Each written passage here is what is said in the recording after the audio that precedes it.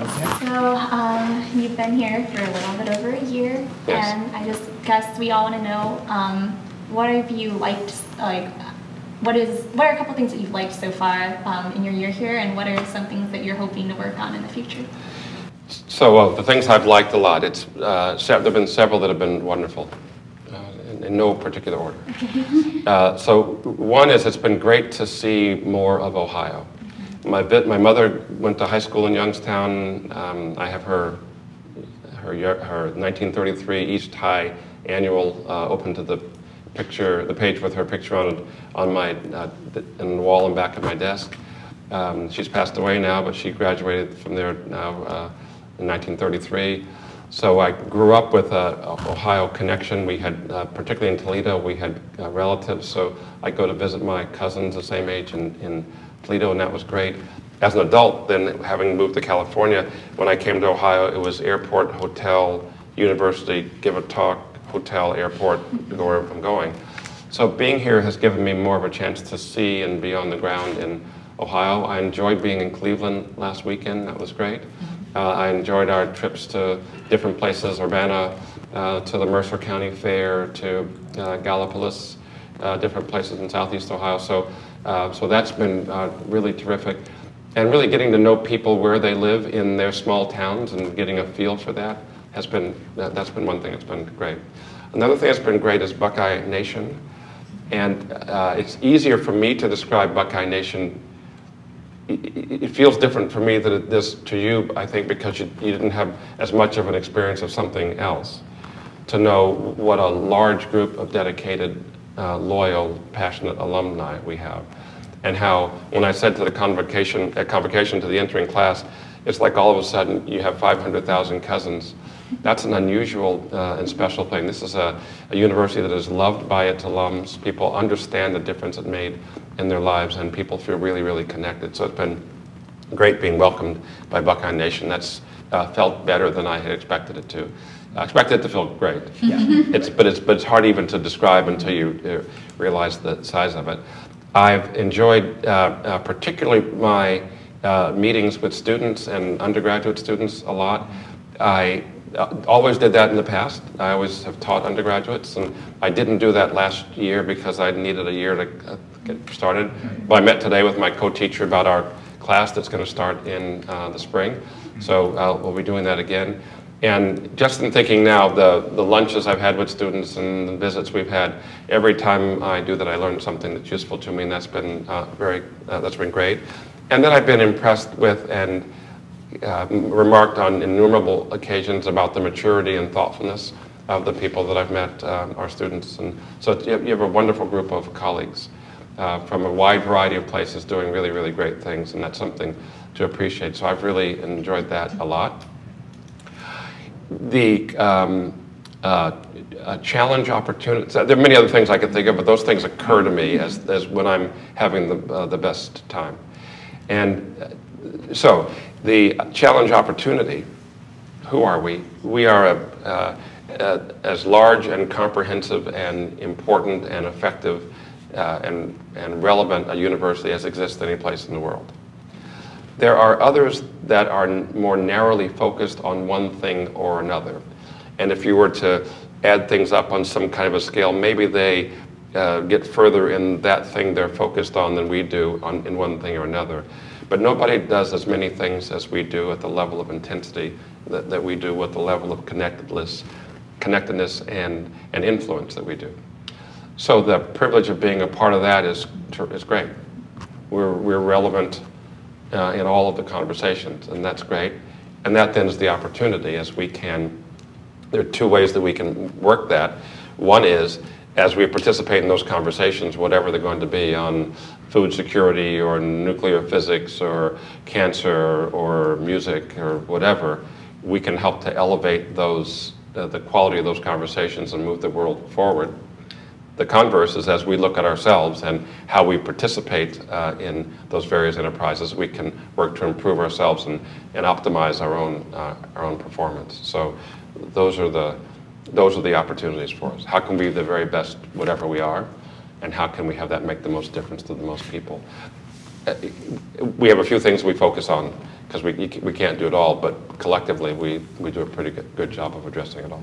Definitely. So, thank you for sharing that. yes. The next question we have for you is, there was a tuition freeze this year for in-state students, There was. and as well as housing and dining fees for out-of-state students and all students. How do you think that's I affected the noticed that. university as a whole, and other major issues or financial issues like the College of Arts and Sciences $10 million deficit? So I hope that the tuition freeze and room and board freeze has affected people like you in a really positive way, because we're concerned about college cost. The tension through this cost, and there's excellence. So we want to continue to be better and to do more, and resources help us to do that. But we also know that money comes from some place, and in colleges in general, a lot of the funding comes from students, and it's very expensive in the best of circumstances and extraordinarily expensive in many circumstances. So we have the tension between making ourselves affordable, or keeping ourselves affordable, and moving up on the excellence ladder. So one of the ways that we wanted to help protect affordability was by freezing tuition and room and board, so that someone who graduates this spring will be paying the same tuition that she paid as a freshman. Unheard of. That's not normal. And so, but that's something we found that we were able to do. We opened incredible new residences on the North Campus, state of the art, and we were able to do that at keep them at the same price that everything was last year, by not taking advantage of an agreed upon built-in tuition hike, to say, no, if we don't charge that money, then our students get to have that money and to keep it to help defray their college expenses. We also, as you know, initiated or added $15 million to our need-based aid pool, because a significant fraction of our students borrow money as a part of financing their education. And we felt that if we could add money to our need-based aid pool, we could decrease the borrowing pressure that is on students to make ends meet. And so that will be 12,000 students. So those things together, an avoidance of $15 or so million on the one side, and then $15 million plugged into need-based aid on the other side. We did that for the purpose of helping the university be more affordable, and we hope that that makes a difference. It'll be a little bit hard to feel, because first you'll feel the $1,000 or $1,500 if you're one of the 12,000 students who gets that. You'll see that and say, well, that's a good thing. The lack of an increase doesn't feel like, the fact that you're not paying more, you don't feel so much. The effect, though, ought to be that overall borrowing and debt at the university are decreased, and as we continue this year in, year out, that increase that you didn't have this year means you don't have it next year or the year after. Even if there's an increase in the future, it's not on top of this one. And so that ought to make us more affordable into the future. So that was that was done specifically to help us be more affordable. The excellence side of it, though, is we don't want to say, gee, we're not so interested in excellence that we're going to buy affordability at the expense of excellence. So there, what we needed was help from our legislature to increase the amount of state funding that we received. And in fact, if we looked at the money that we didn't receive from tuition, the state legislature actually gave us more than that in an increase, the largest increase in 10 years. And so we're able to invest in excellence and invest in the faculty, invest in the quality of our enterprise to make the value of the education better on the quality side, while keeping the price as low as we could. And again, that would help the value as well. So these were things that had to work together. We can talk more about that later, but the idea was that they would work together, that we were able to increase affordability and increase excellence, and that's the goal. Yeah, I want to ask, tuition is frozen now. Yes. But other schools' tuition increases incrementally. Yes. Inflation increases. Yes. Where does this end, and then what does the jump look like? Do we Yes. have to play catch up at that point? How do we bounce back? Yeah, I'll be. Can you foresee that? I've been in my career for a long time, so I can tell you the truth without spending too much of my life unemployed. So I will say that there's natural pressure on tuition. And it would be unrealistic to think, well, it can stay flat forever, because, for instance, a huge fraction of our cost basis is our employee base. So in this year, when we held tuition flat and held room and board flat, we also had a 2% across the board equity increase or merit increase for and I want to say merit because I want to make sure I get use the right adjective. We had a merit increase for our employees. And so we can't continue paying more money to the employees out of the same amount of money. So there'll be pressure for tuition increases over time. The hope will be that those are modest and controllable. What universities have done, it's been flat zoom, flat zoom, flat zoom. And what's tended to happen is that they've been flat when the state is doing well. And then when the state is not doing well, the university can't find money, and so the tuition zooms. But generally, when the state's not doing well, people aren't doing well. So it's been exactly out of phase. That when people are hurting, the tuition zooms up. And what we'd rather do is be more rational and say modest, appropriate, manageable increases in a predictable way are more important. I will say, though, that my philosophy would be as we looked at those at that natural pressure, we would want to counteract that by need-based aid. So we'd exceed that with need-based aid whenever we could. So that if we had low-income people who really didn't have resources, we wouldn't want tuition increases to decrease their opportunity to attend. And so the way that we balance that is when it's appropriate or necessary to have what we hope is modest and manageable upward pressure on tuition, we have equal or greater supply of need-based aid for those who need it. And we just want to be smart about that and be rational in the world. Well, for now, the number was 0, and that's a good number. Staying on the topic of finances here for a minute, what is Ohio State doing to kind of lessen the gap between the amount spent on administrative salaries compared to that of faculty and staff? We believe in and have a very active program that believes in appropriate, fair compensation. And so we have a 2-year project underway. We're 1 year into it. We're starting with senior administrative staff first, but we always have an ongoing survey of faculty salaries and staff salaries. And we want to treat people fairly and appropriately. There are circumstances where people are spectacularly talented and can contribute it to a great degree. And there are parts of our enterprise that are very big business. We're a $6 billion a year business. And so we, in every case, want to have the very best people we can doing the very best work, particularly when it's these great big things. So we don't want to undercompensate and underperform there, but we want to be appropriate and fair. So we would want it to be that if we have somebody who has a high salary, that you could look at that high salary, look at the person who has the high salary, and make it that you'd read that and say, absolutely, great. Urban Meyer has a really high salary. Urban Meyer's perhaps the outstanding coach in collegiate football today. Is very, very successful, runs an enterprise that generates income enough to pay that high salary. And we think that we're very happy to have Urban Meyer here with us. That's just one example. And let me say, college sports, and that's a different discussion, but in the arena of college sports, that's someone who has a very high salary but also performs at the very highest level. And we would have that would be true if we go to our hospitals. We have outstanding physicians that are among the nation's leaders. And they are compensated significantly, but they do research that brings in millions of dollars. They develop treatments that save lives around the world, and we're pleased to have them here. So if we look at high salaries, the main thing we'd want to do is say, and these tend to be a small number of people, we'd want to make sure those were appropriate. For faculty, we want to reward faculty appropriately and attract and retain and support the very best faculty. We want to be fair in how we compensate them, and we want to do the same thing with the people who work on our staff who can be outstanding. Back before this, we were talking about excellence, affordability, and access. So we understand the effect that salaries have on affordability. The truth is the really high salaries have a small effect because it's a tiny number of people out of the 27,000 people we have working here, but we still want to make sure that everybody is paid something that makes sense. And you can justify it and say, yeah, I see why we invest this much in that person, and we see, my goodness, it's well worth that. So that's the balance we look at. Well, we've also been doing a lot of sustainability here at NCAA. Yes. A huge initiative for it. So how would you define sustainability, and what is your personal goal? Where do you see this university being ideally?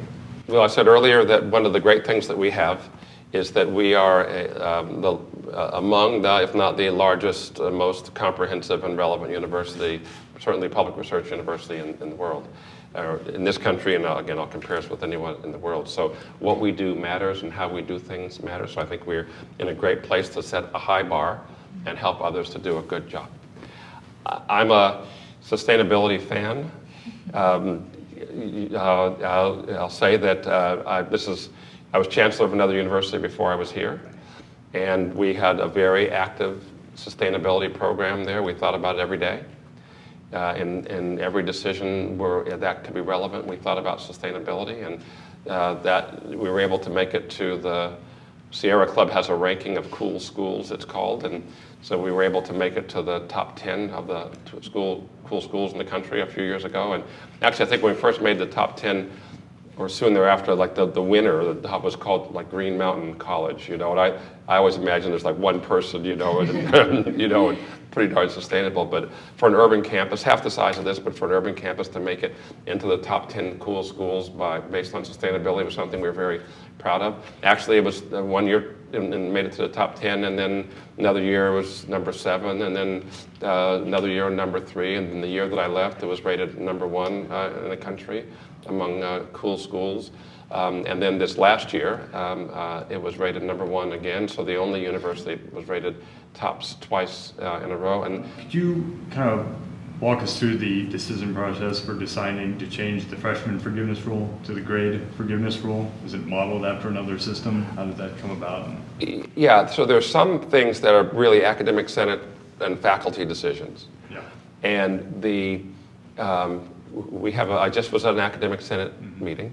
I believe very much in shared governance, very, very much in shared governance, and believe that we have a wise and thoughtful faculty. And here, our Senate has faculty, students, and staff working together.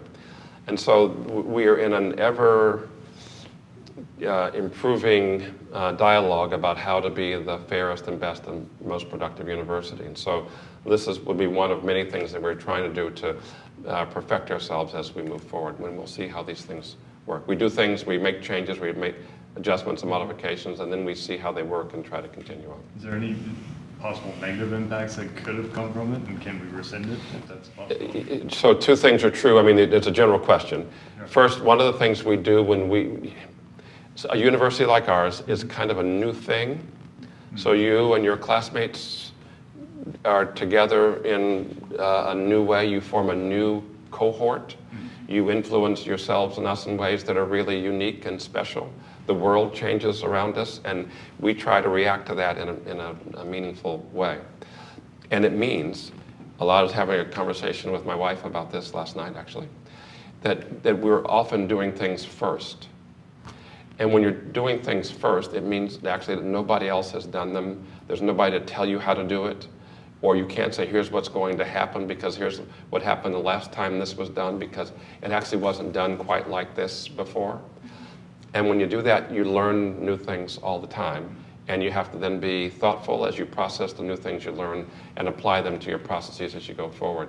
So very little is forever.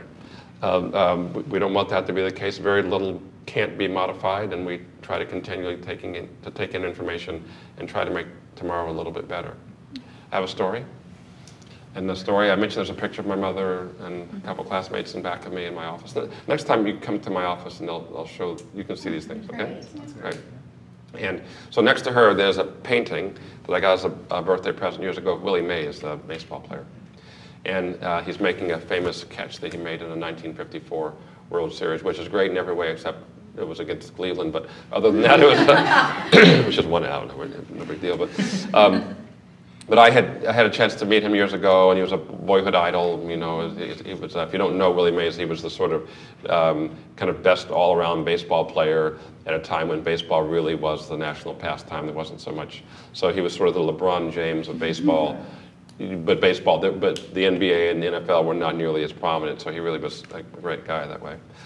And so he made this great catch, and I talked to him. I had a chance to meet him in an unusual circumstance, and about a chance to ask him a question or two. And I asked him how he felt about that catch, and he said that his job he was a baseball player. People paid all this money to come to watch the games.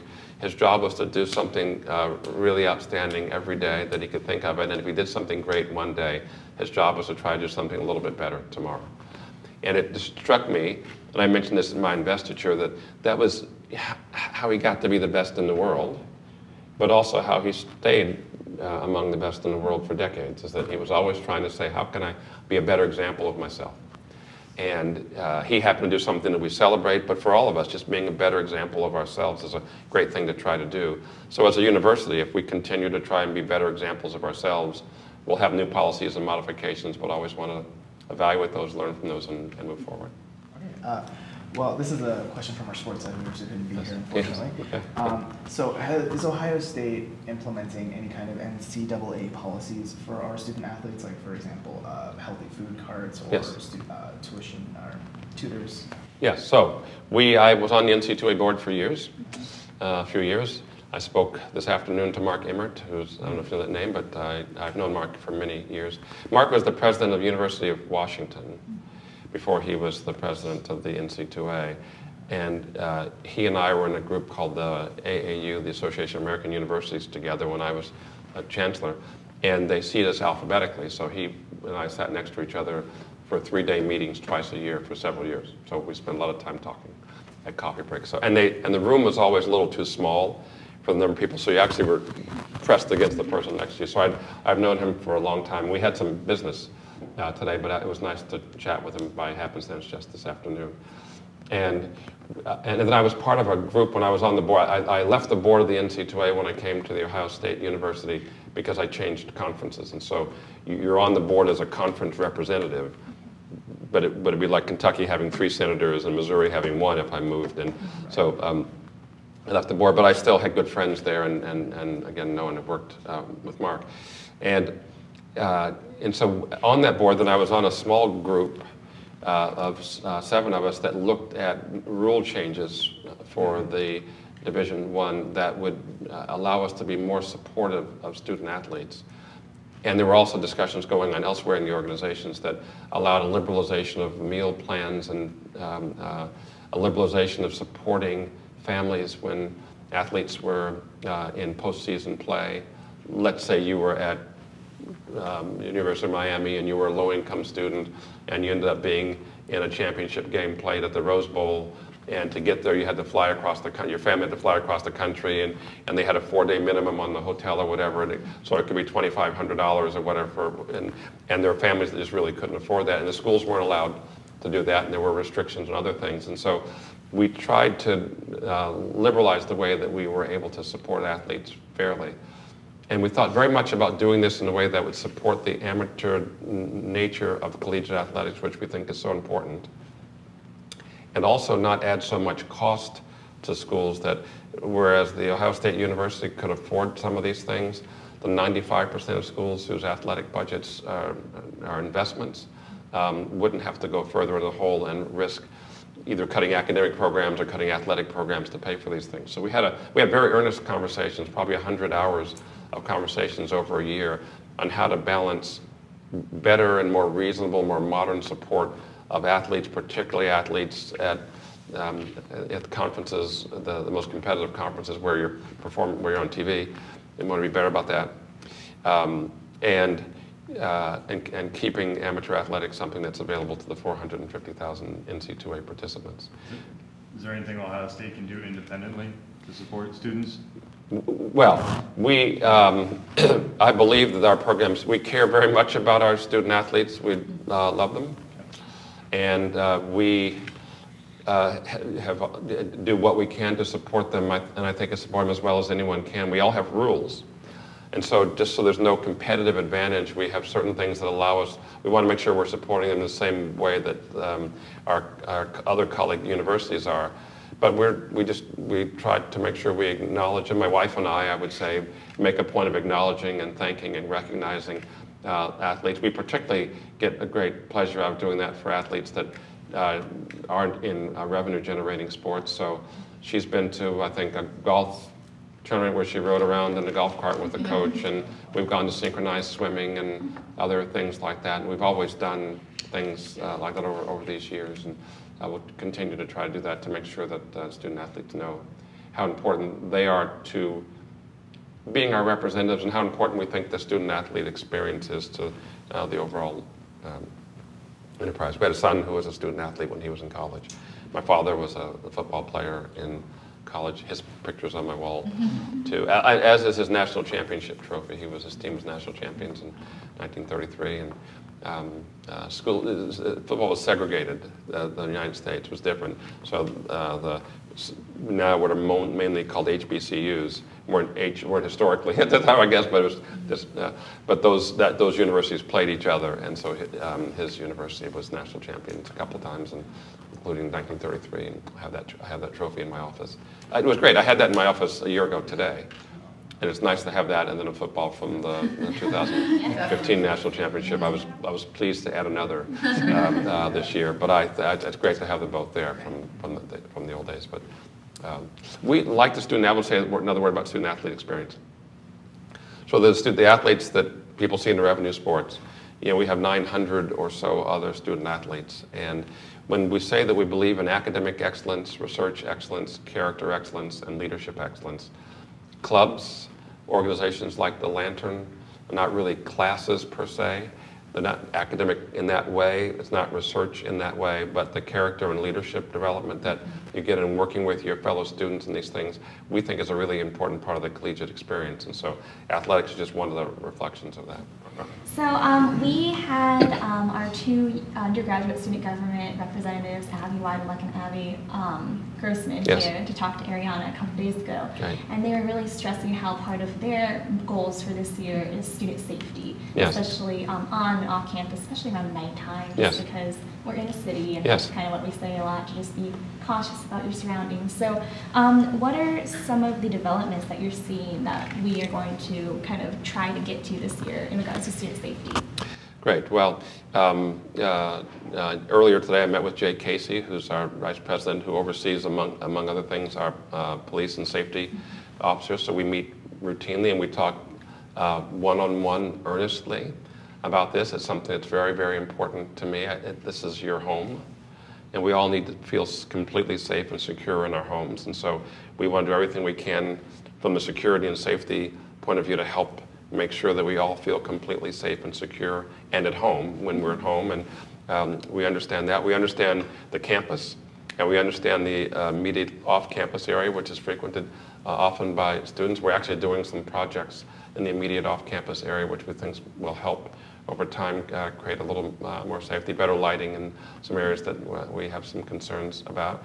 I know that the Abbeys and congratulations for electing a wonderful group of student government leaders this year, as you did last year. Been truly wonderful people. But I know they were thinking about an app that allows us to indicate where we are and to focus on things. And so this is an area where we couldn't be number one by too great a margin from my point of view. The better and more safe we can be, the better I will feel, and we're going to continue pushing that forward. And glad to partner with Abby and all of you on that.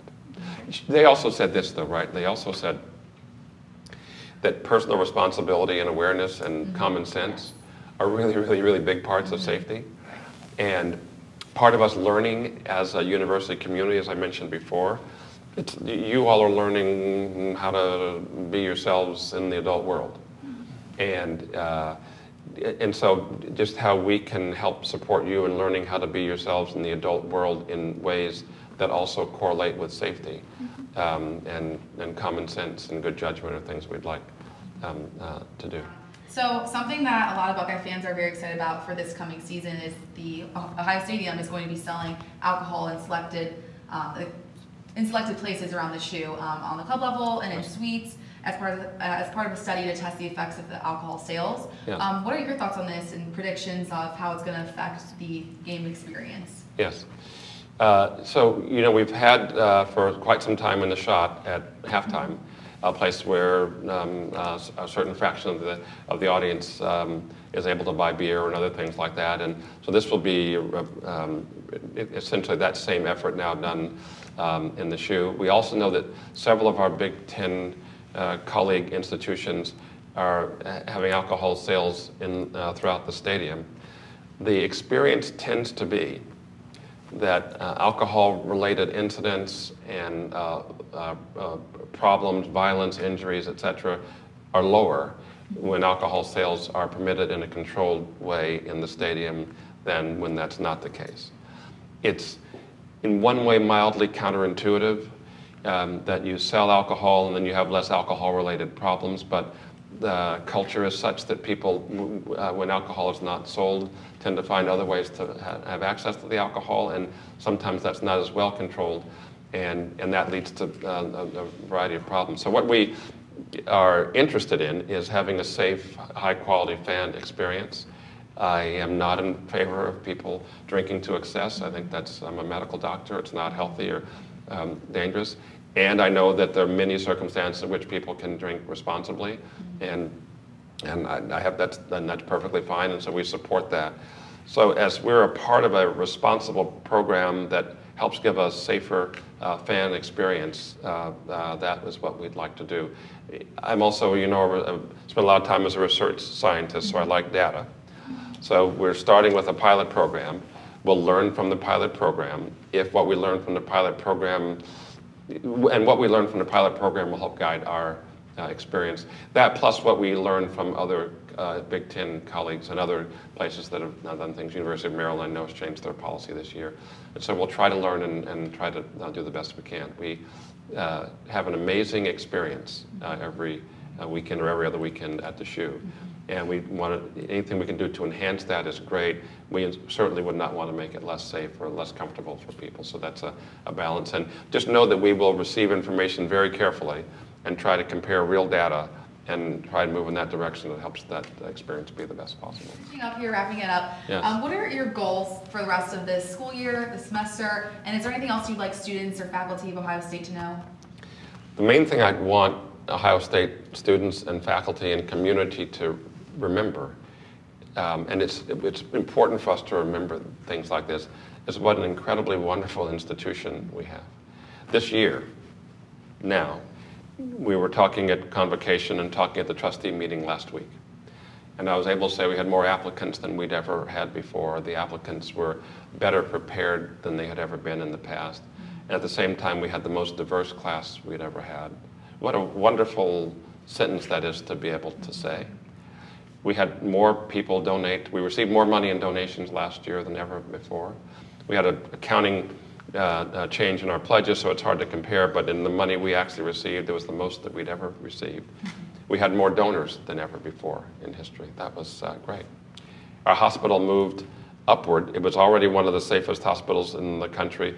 It moved upward in its safety and quality to be among the top 5 in very important areas like mortality, whether people live or die. We were in the top 5 in the country among university hospitals. That was terrific. We were financially successful at the hospital, largely because of, not largely, but at least in part because of, first, we were ever extra thoughtful about our costs, but the expansion of Medicaid in the state meant that many people that we were taking care of before now could have some compensation. So we're able to take care of a broader range of people in Central Ohio in a sustainable way.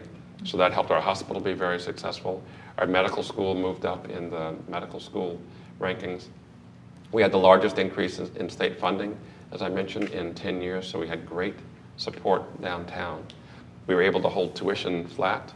We were able to increase by $15 million our need-based student aid. So the popularity that we have among students applying, the preparedness of the students who are coming, their diversity, the support we get from the community, the resources we have to be able to devote to our faculty and other things that really help our excellence, the performance of our hospital in a health and safety in a sustainable way, the numbers of our faculty who won national and international awards and were elected to learned societies, the numbers of our undergraduate students and graduate students who won prestigious competitive scholarships.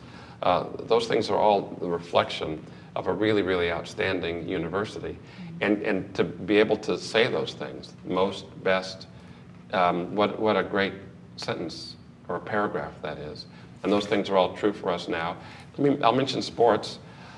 We had an incredible year in sports. So first, the first true year of an undisputed championship, and it couldn't, no more fitting team than the Ohio State Buckeyes could win that. What a great legacy we've built for 100 years. And when it comes down to really having it all there in those new fashion, it's totally appropriate that we win. And we won by being a team and by overcoming odds. I mean, those things were just terrific. And then we had 4 other national championship teams that range from our 29th national championship in synchronized swimming, pretty darn dominant, to our first national championship in wrestling. Great to have that happen. Our 3rd in a row national championship in women's rowing, first team in NCAA history to have a 3-peat in women's rowing championship. Our pistol championship, we won several of those, as I mentioned, and I apologize for beating the military academies, but so we had a great year in sports. We had in a graduation, there's a way that the sports measure progress toward graduation. We were at 89% progress toward graduation in our student athletes with a 3.02 GPA across the board. So wonderful in athletics, wonderful. A medical center, forgive me, 2 more. At a medical center, we opened a new cancer hospital, a state-of-the-art cancer hospital. And just last week, we received word of the competitive grant for our comprehensive cancer center. Let me say a word about that. So there are 41 nationally funded comprehensive cancer centers that are funded by the National Cancer Institute. It's competitive. A group of people visit your institution and decide if you meet the criteria to be included in this group and receive the funding. It's a grant that lasts for 5 years. It's millions of dollars, but every 5 years you have to be renewed. So we've been doing this for now 40 years. We've been a comprehensive cancer center for 4 decades. That was great. It turned out that you get rated, and the current rating system is, the score is like a golf score. It goes from 100 to 10. 100 is a high score, but that's not good. That's like 100 on a golf. And so the lowest possible score or the best possible score you can get is 10. I guess in a golf course, that would be like you had a 1. You know, you hit the ball and it spun out of every hole, and you had 18 holes in one with 1 ball. But a 10 is a perfect score on this. And again, there are 41 of these around the country. We have a really great comprehensive cancer center. So in 2010, we did great. We got a rating of exceptional, which is above outstanding. And we got a score on this 100 to 10 scale. We got a score of 12. Amazing.